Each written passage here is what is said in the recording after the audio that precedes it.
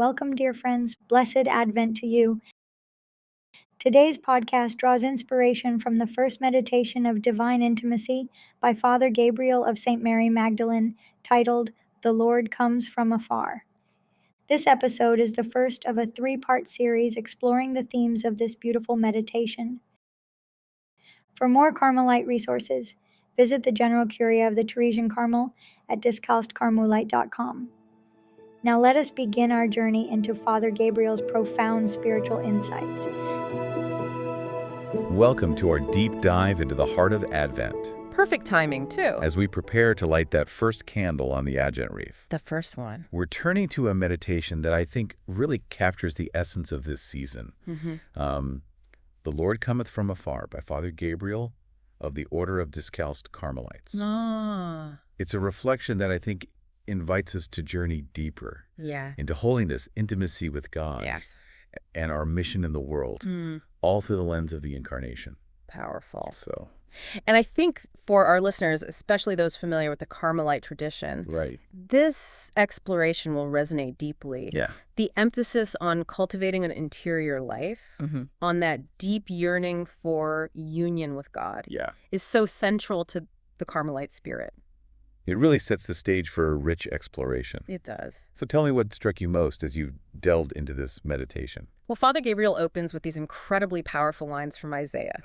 The name of the Lord cometh from afar. I look from afar, and behold, I see the power of God coming. Wow. Go out to meet him and say, tell us if you are he who shall rule. Powerful. It's like we're instantly transported back to the Old Testament, standing alongside the prophets and the Israelites, hearts filled with longing for the Messiah. It's interesting because he doesn't just leave us there in the past.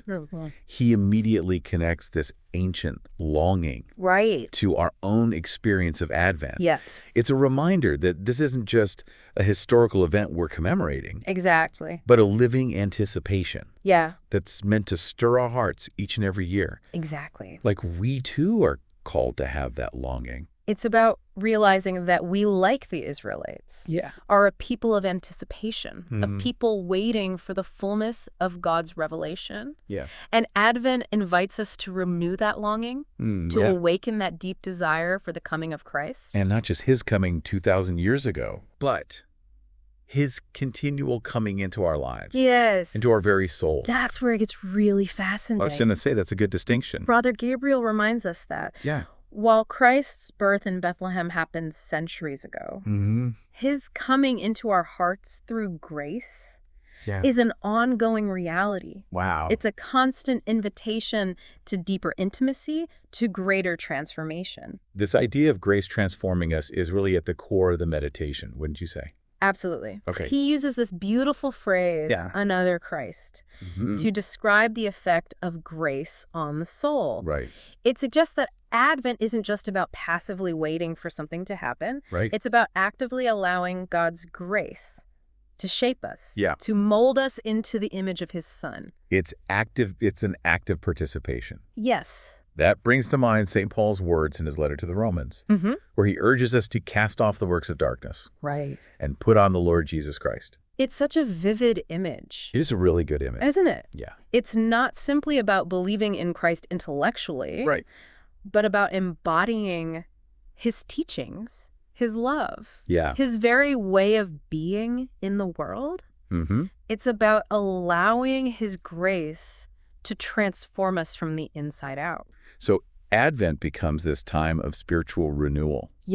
Of examining those areas in our lives.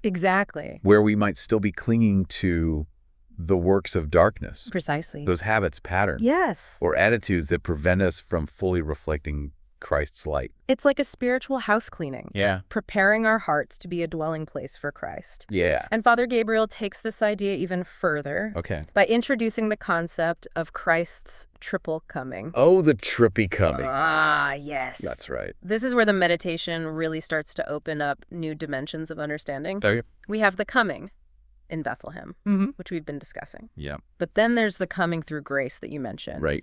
And finally, the coming at the end of time. The end of time. It's like he's weaving together the past, present, and future into this grand tapestry of salvation history. It is. And by highlighting these three comings, he's emphasizing that God's action in the world is continuous. Okay.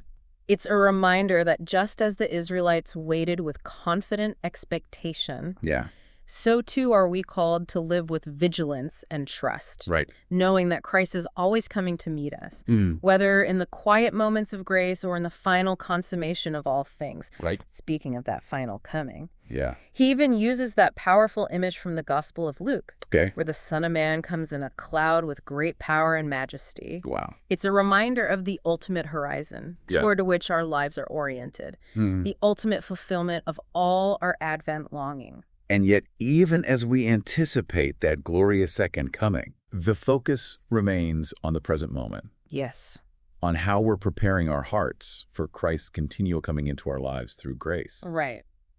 It's about recognizing that every moment is an opportunity to encounter Christ, to deepen our intimacy with him, to allow his grace to transform us.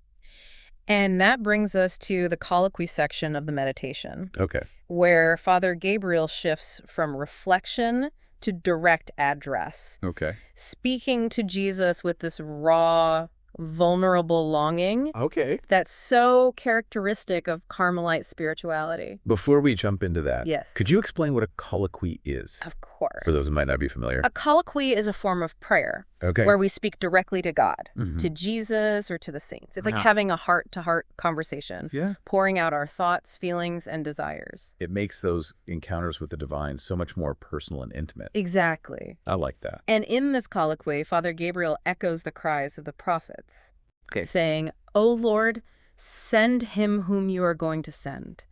As you have promised, come and deliver us." Wow. You can almost hear the ache in his voice. The depth of his yearning for Christ.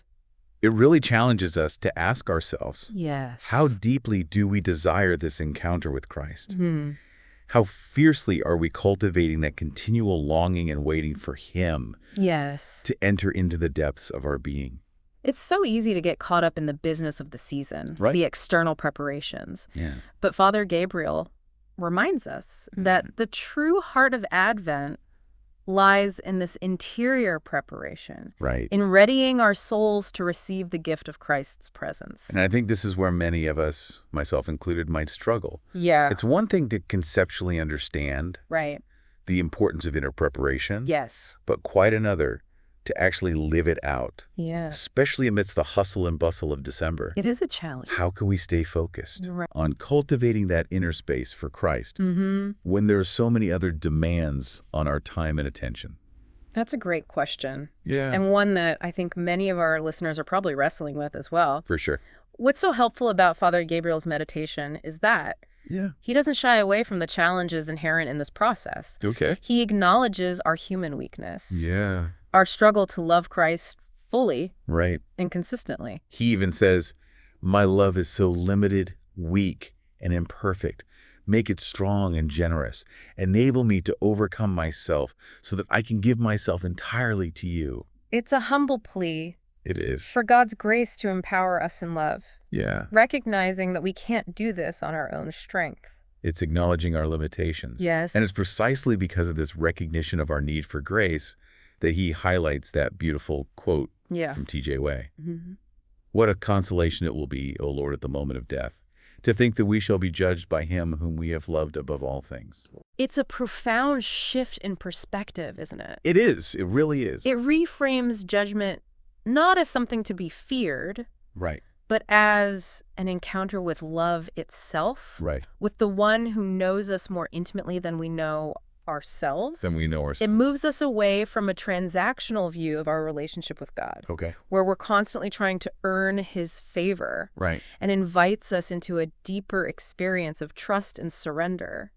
It's about resting in the assurance that we are loved unconditionally. Exactly. That our worth is not based on our achievements, but on the fact that we are God's beloved children. Exactly. And Father Gabriel takes it even a step further. Right. He doesn't just desire a love that will allow him to escape judgment. No. He wants a love so powerful, so all-consuming, that it can actually repay God's infinite charity. Right.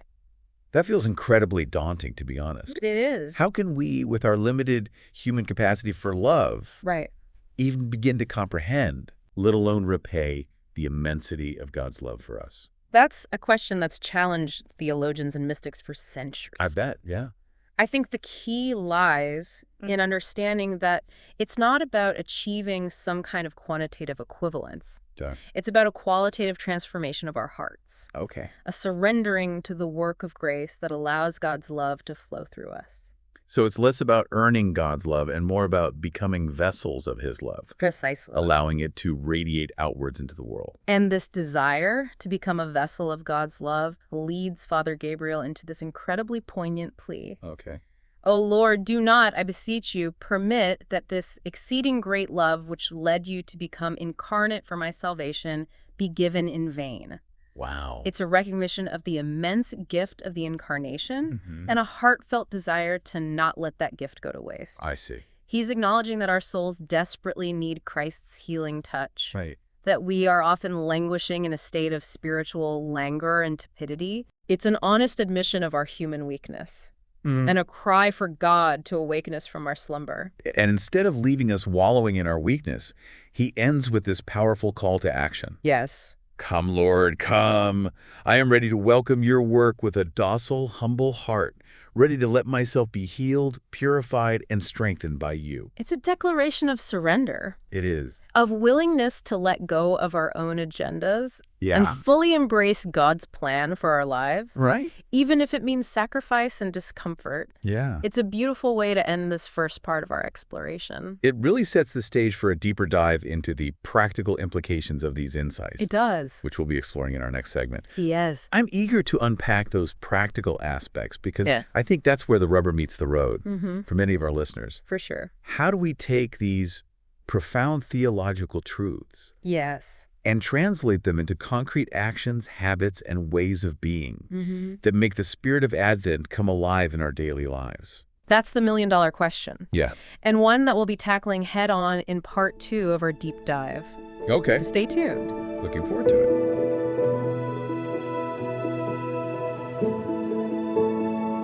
Thank you for spending this time with us today, reflecting on the wisdom of the Carmelite saints.